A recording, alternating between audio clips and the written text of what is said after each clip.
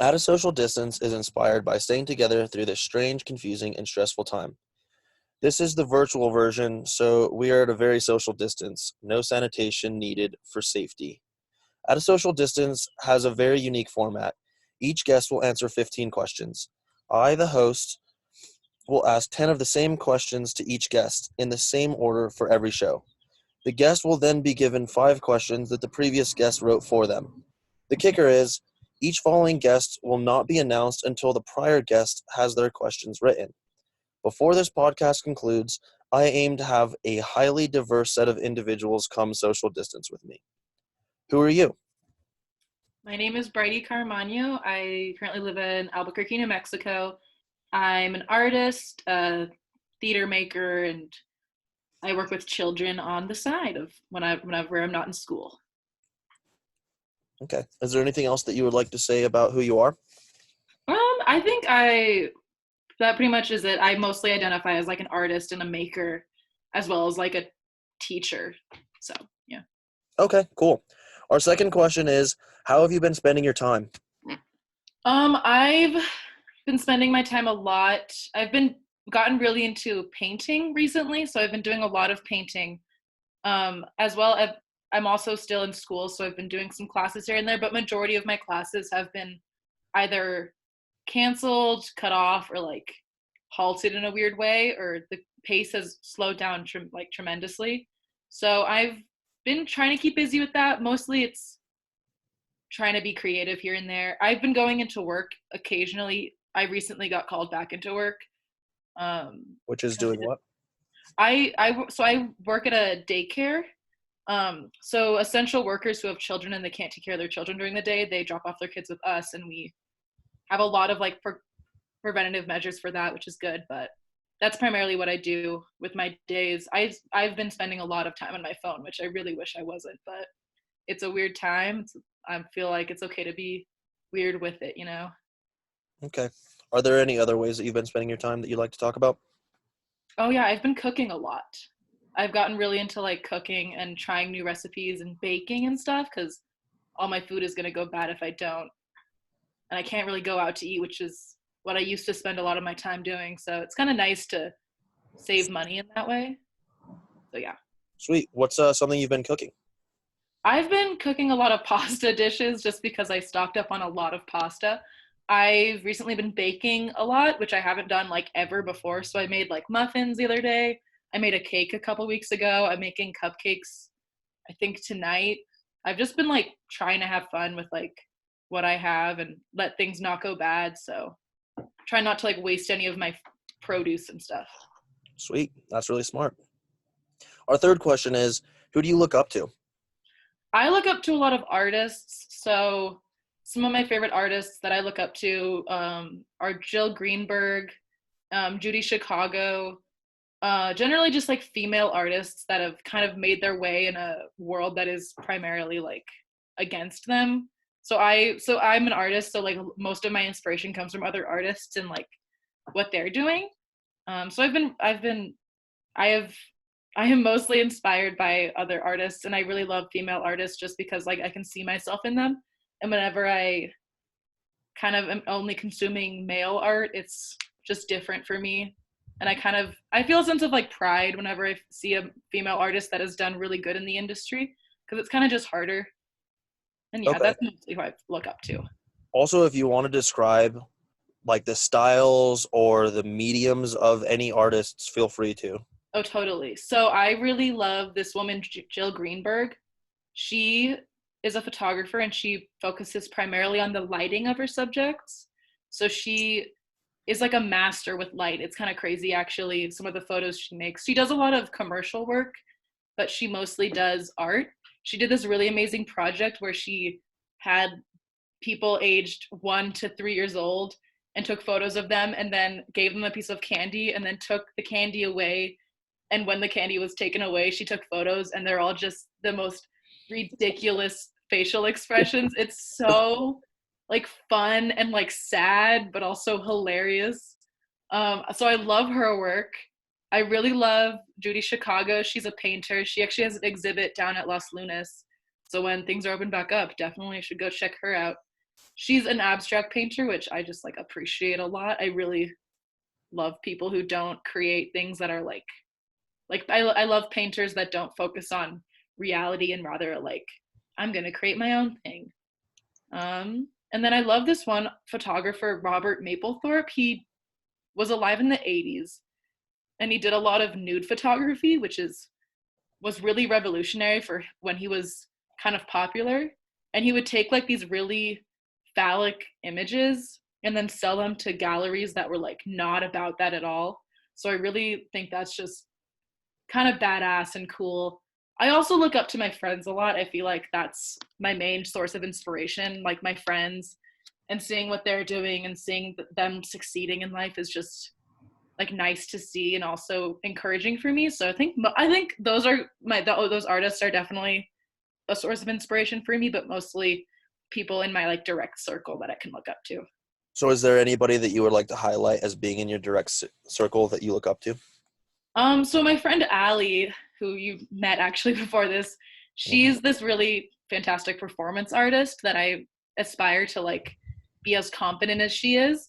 I have a friend, her name is Paulina. She's a theater maker. She is just like so organized and so like business minded that inspires me. I think every single one of my friends is like special in their own way, and I try to like take something from each of them that I think is especially interesting. Okay, great. Um, I think you did a really good job with that question. I think we can just move on. Um, Perfect. our fourth question actually ties into what you were just saying. But how do you express yourself? So I'm an artist, so definitely through art. But I think more than that, I definitely express myself through fashion and clothes and stuff like that. Okay. I think the way people dress is like a window into their soul and how they like express themselves. I think a lot about what I wear just because I really love that aspect of fashion.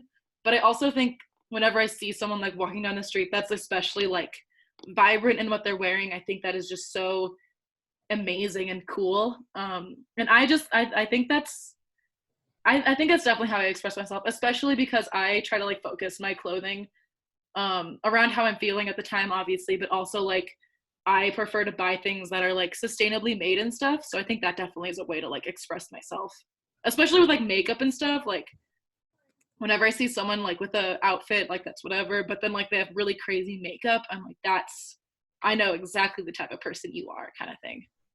Okay. So do you enjoy doing makeup art as well? Yeah, I'm not as good as it as I can. I'm trying to use this quarantine to try to get better at it, but I appreciate the artistry of it a lot, but I'm not that good at it yet. Yet. Right. Awesome. Are there any other ways that you'd like to tell us about how you express yourself? I think that's pretty much it. I also actually know, yeah, I use social media a lot to like express myself, which I think a lot of people do in this day and age. And I think that's always kind of interesting, like people who put more effort into like how they look on their Instagram versus people who just like post whatever, like people who post only themselves or people who post their friends or like short captions, long captions. That's also always like very telling, I think, of people like how they express themselves. Awesome. Uh, our fifth question is, what do you want to do? Oh my God, that's a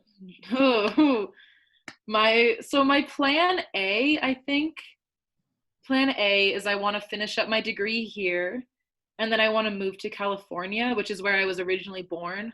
And I want to go back to my home state and I want to get teaching credentials and I would love to teach high school level art. That's like kind of my dream to like help young people express themselves artistically. Um, my plan B is to just like get a bus, renovate it, and just travel the world in like a traveling circus kind of thing. And then plan C is like stay under a rock for the rest of my life. But I think I mostly just want to like so I really like teaching right now. I teach a playwriting class to fourth graders, A and playwriting class to fourth graders. yeah, it's very specific. No, um, that's cool. yeah, and they actually this year they had to get their performance cut, like we weren't allowed to do our performance at the end of the year because they spend the whole year writing a play, and then in April they were supposed to perform it, but we had to sadly cut that off this year. But so I've had a lot of experience teaching children, but I think I want to like move up to teaching high school, and I just prefer to teach creative things just because math and English and science and stuff don't interest me as much. And it wasn't what I was very interested in like in high school, so I think it would just be cool to like help these like young adults discover what they want to do and like discover how they can express themselves in like a different way. Okay, great. Are there any other things that you would like to do specifically? I would love to own a million cats and live out my days in California. I would love to have a beach house. I would love to live on the beach. With a second guess to say almost exactly that, maybe third. Right? Like literally, if I could like live on the beach and just smell the ocean air every morning, that would be living the dream. I would love to have a garden in my eventual like future home where I can like cook my own produce I grow. I'd love to have chickens one day so I can, because I love eggs. I love like fried eggs. They're just so good. So I would love to have chickens in a garden also. Great. Excellent answer to those. So our sixth question is, how do you see yourself? Oh my God. That's a weird question. I've never actually been asked something like that. I think I view myself as a creative person. I don't know. It's hard to think of like myself in other people's eyes, but I think the way other people would view me, which is how I'm going to interpret that question, because I don't know how else to actually, is that I'm just like a How do creative. you see yourself? Oh Like, God. Oh, I seeing? hate thinking about that though. Like, like I hate thinking about like myself, you know? I feel like it's very conceited of me, but I have to. I think I view myself as like a creative individual. I would also try to view myself as someone who like doesn't take shit, like doesn't take any shit, which is something I definitely hope I come off as. If not, just don't tell me. um, yeah, I think I view myself as a creative person who's very driven. Whenever I like have an idea, I like really get into that idea, or like whenever I have a project, I really focus on that project a lot of the time. So driven also, like in my job interview, I have to like get this right. um I don't know, I would like to think I'm fun and like Yeah. exciting to be around, but I feel like everybody wants to think that. I mean, that's a good thing, right? Yeah, I think it's a good thing, but like I don't know, it feels conceited saying that. I don't know why. To want to be fun? Yeah. Or I want to be like, I think I'm viewed as like a fun person. It feels like really conceited to say that, but I also know that if someone else said that, I'd probably be like, oh no, it's not. You're like, you are. Be confident, girl. You got it. Because I mean, the question itself is, how do you see yourself? I feel like yeah. I see myself as fun. I think I'm fun.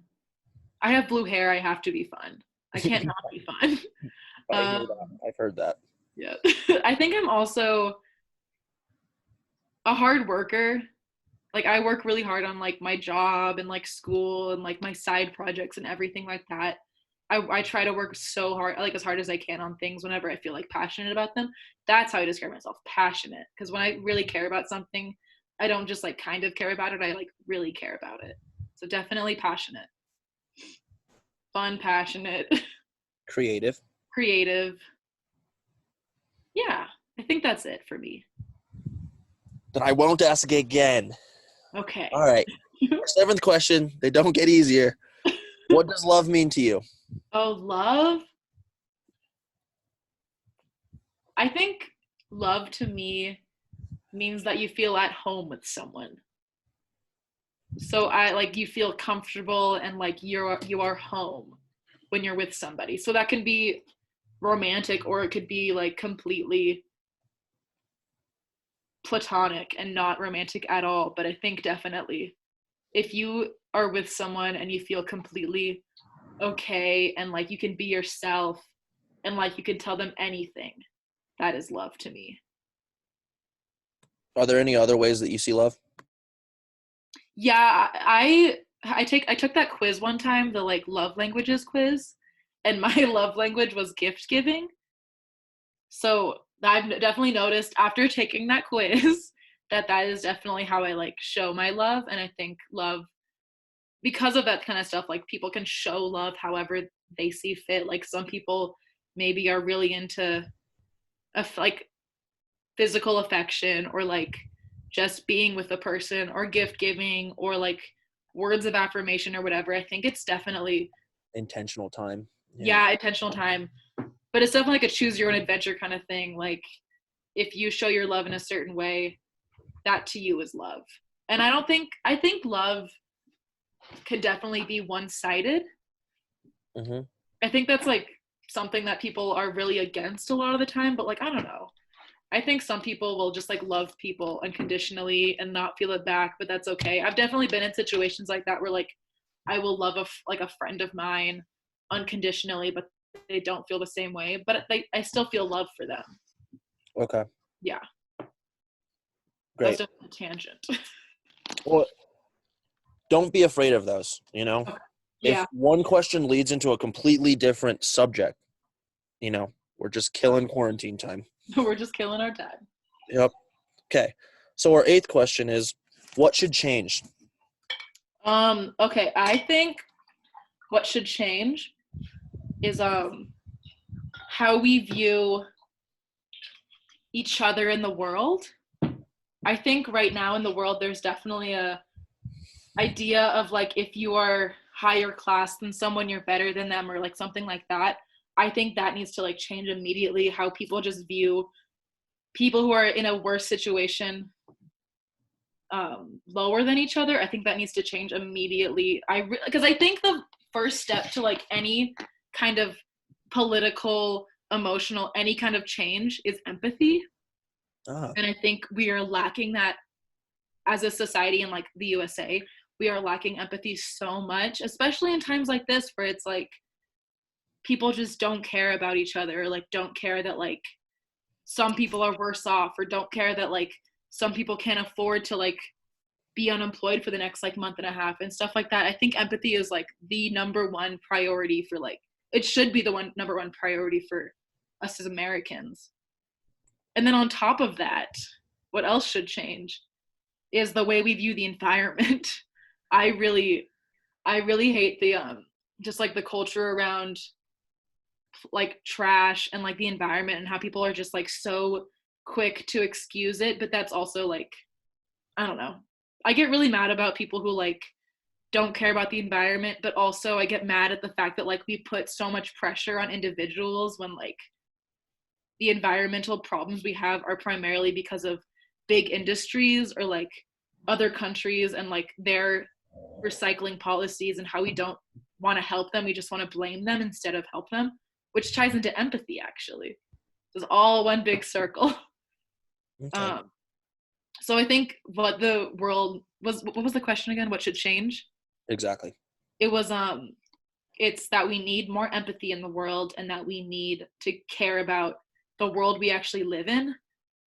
Because I think it's very easy to care about others. For me, at least, I care about others a lot, but like people need to like focus, like have empathy for them, for other people, have empathy for themselves, and then have empathy for the world and like the environment and stuff. Okay. Yeah. Are there any other specific things that you should or that you think should change? I mean, yeah. I think specifically I think we should have like better relationship with like healthcare and like healthcare workers. I think especially in times like this, like universal healthcare is like a necessity for people who are unable to pay their bills or like unable to deal with um or unable to deal with like their medical bills or like deal with the fact that they can get sick at this moment. I think the environment, obviously, healthcare environment. What else do I care about? Empathy. And it doesn't even necessarily have to be something that you care about deeply. Just be something that you want to change. Like, Yeah. small. I also think like the way we approach like fashion should change. Like as someone like I literally just went on a rant about how much I care about like clothes and stuff. Mm-hmm. But I think the way we approach like big industries like that, like fashion, should be more ethical, because majority of what people like buy and wear all the time are just like the people who made them are only getting paid like 10 cents for you to buy a shirt for $20 or something. And I think Yeah. that really should change. I think that's one of like the most evil things in the world. And then the fact that it's also like people buy clothes for one season and then throw them all out is just like so ridiculous. And like the fact that stores will just throw them out after a while, or like tear them up and put them in a dumpster instead of like trying to like reuse them in some way is just so crazy to me. Mm, I don't know. Yeah, that's also something. That's a very specific thing, but that's definitely, I'm like, that definitely should change. great. So our ninth question is, what do you believe in terms of a higher power? That's a really good question. Uh, I was raised in a household that was like not religious at all. My mom would take us to church, to like a Catholic church occasionally, and then we would also go to this Unitarian church. That's like a different sect of Christianity, but it's more focused on like helping each other than like thinking about what God would think. right. Um, and like I think for me, what I primarily focus like my energy or time on is the idea that there could be a higher power or there couldn't be. Either way, you have to treat people with respect.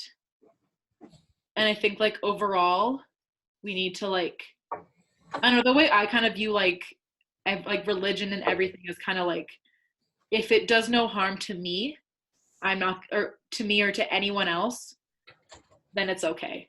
Like if you are using something to harm someone else or using it like anything as an excuse to like harm someone else, that is like completely wrong to me. And if you believe, I think I believe in like a higher power and the idea of like energy. I don't think there's like a sentient being up there that's like controlling everything like a puppet master. I think that's kind of too specific to like qualify. But I definitely think it's like there's something above us that like helps us think of what's right and what's wrong. Okay. Yeah. Does that make sense at all? It's an abstract concept, so yes, but at the same time, it's difficult to conceptualize a higher Yeah. power. It's just I think the to me the idea of like like a sentient being is hard to conceptualize like above us all, because I also like, I don't know, it's like if there is a god, which like I kind of do believe it, there is, it's not like a man in a white robe and a beard or anything. It's like a energy that just like exists around us and will like occasionally whisper in our ear like do the right thing, or like you're not doing the right thing, or like treat people kindly or something like that. I think it's not like a sentient god. It's like energy around us. Okay. Yeah. Okay. That sums it up for your beliefs in a higher power. Yeah. I won't ask again. And our last question that remains consistent for each podcast is, how will you make this world better? Oh my god. Ugh. So my hope in general is that, so if I do if my plan A follows through and I do become a teacher or something, I hope to make the world a better place in the sense of like helping individuals out. I think of like a one-on-one outlet to help people and help people understand themselves and understand the world around them and try to like better people at an individual level. I think there's definitely people out there who can like help the world overall and like help the whole population or something like that, but I think I would rather focus on like helping individuals one at a time. So I hope to do that if I do end up becoming a teacher. Okay. Um, are there any other ways that you see yourself changing the world? I mean, I hope that like I can help somehow create like a better dialogue around like the environment or the way we treat each other, like empathy in general. Right. I want to like believe that I can help that individually, but I think that's like definitely a group effort. But that, I don't know, stage one of like a group effort is like individual thought.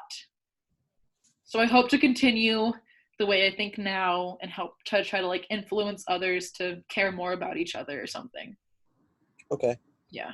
That makes sense. So that was the last of our questions that even I can expect. I have not seen these, Ooh. but Rachel wrote them. Oh, She sure. said completely when she was in the shower. So let's see what these shower questions are.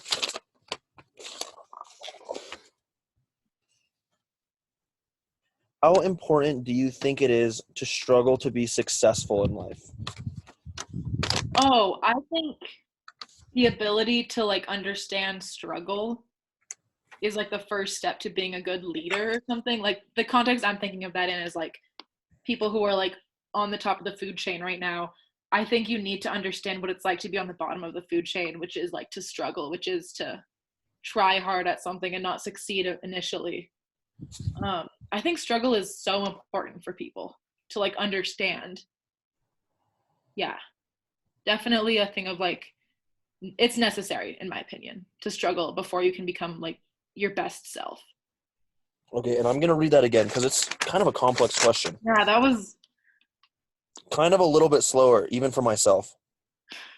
How important do you think it is to struggle to be successful in life? I think it's necessary. Okay. It is 100% important to struggle before you can find pure success. I think people who are successful before they've struggled don't understand are like at like aren't don't understand what like success really means, because to me success is overcoming something and becoming your best self, however you want to like view that. You definitely need to understand a struggle before you can understand success. Is there an example of somebody that you believe didn't struggle before they were successful? Oh well, most people in the White House were like born into like people in I'm gonna be general to not get too political, but I think people who are able to like who are born into wealth and live a life of wealth and then eventually have a career in wealth don't understand struggle. I think for a majority of people who end up in like a wealthier position don't understand struggle as much, nor did they like struggle to get there, um, which just makes them kind of out of touch with people who did. Okay. That's a good answer. Definitely tiptoeing around. You really don't have to. I Yeah. mean, because there's going to hopefully be a diverse guest base as well as a diverse viewership. So Okay. Well, that's kind of Donald what I Trump want. doesn't understand the working class, which is hard because he rules the working class. And it doesn't really make sense for someone who doesn't understand a struggle to rule someone that to control some the people who are currently in the struggle. Right. Yeah, That makes sense. that's to me. Right. And that's what this is based on, is just distinct views from a vast array of different people in this strange time. So Yeah. the more specific you can be about your self, your beliefs, I feel makes it a stronger episode, Yeah. exclusively in my opinion. Well, yeah, I definitely think like some individuals in the White House, such as like Donald Trump, are just like it's really hard to relate, and it's like hard for me for like all political candidates. That includes like Joe Biden and stuff. People who like neither of them really had to struggle at all in their life. They mostly were handed everything in their life, and it's just easy for them. And it's hard to try to relate to them or try to understand like, oh, you're gonna take care of the country that I live in, even though you don't understand majority of the population.